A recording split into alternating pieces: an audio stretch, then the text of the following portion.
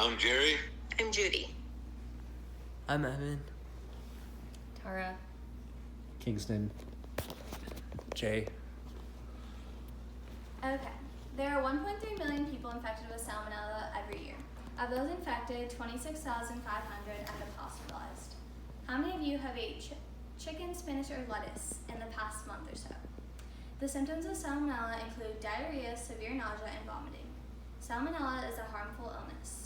Today we are going to talk about how one major grocery retail chain reacts to salmonella outbreak, as well as how salmonella infects our food. When there is a salmonella outbreak, action needs to be taken to prevent this and fix the issues. This starts with knowing how it got in the food and how consumers potentially at risk can solve their problems.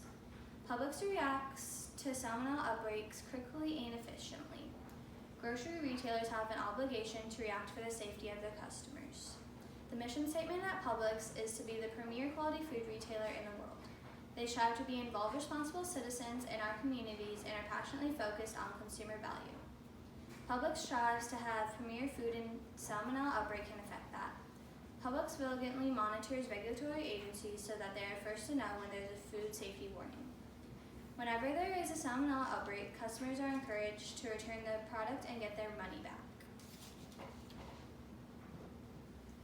Salmonella can come very unexpectedly. When I think of salmonella, I think of it being infected into items such as romaine lettuce and chicken. However, there has recently been a recall for Pillsbury unbleached flour. As the source puts it, 12,185 cases of impacted Pillsbury unbleached all-purpose flour were distributed through a limited number of retailers and distributors nationwide. This is from the website USA Today in the article, Hometown Food Company recalls select lots of Pillsbury flour sold at Publix and Winn-Dixie. In the statement, Publix pushes consumers to not consume infected products and to return them to the place of purchase. Salmonella is a foodborne illness. The way this illness is obtained is through the consumption of raw eggs or meat. It can also be passed from human or animal feces to different things such as surfaces or fruits and vegetables. It infects the intestinal tract. People can also become infected through contaminated water. As quoted from the website Mayo Clinic in the article Salmonella Infection, many foods become contaminated when prepared by people who don't wash their hands thoroughly after using the toilet or changing a diaper. Infection can also occur if you touch something that is contaminated, including pets, especially birds and reptiles, and then touching your face. This goes to show salmonella is hard to prevent. You can also get increased exposure from international travel or owning a bird or reptile.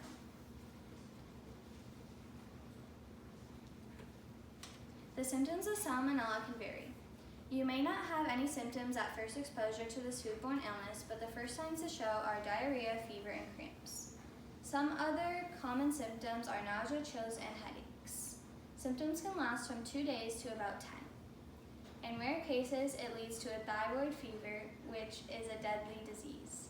These symptoms can lead to dehydration, bacteremia, and reactive arthritis. To prevent the spread of salmonella, frequently wash your hands, avoid the consumption of raw eggs, and cook your foods properly. Overall, a lot of things have to occur when there's a salmonella outbreak.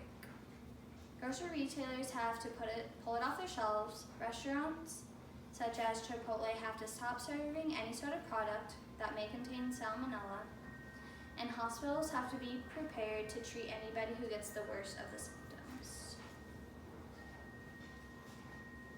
Today you learned about how Publix strives to serve quality food and cares for the safety of their customers, and that some of the symptoms of salmonella might resemble ones of a cold or flu.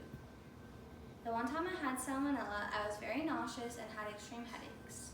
I am now educated on how salmonella is spread and do my best to ensure I will never get it again.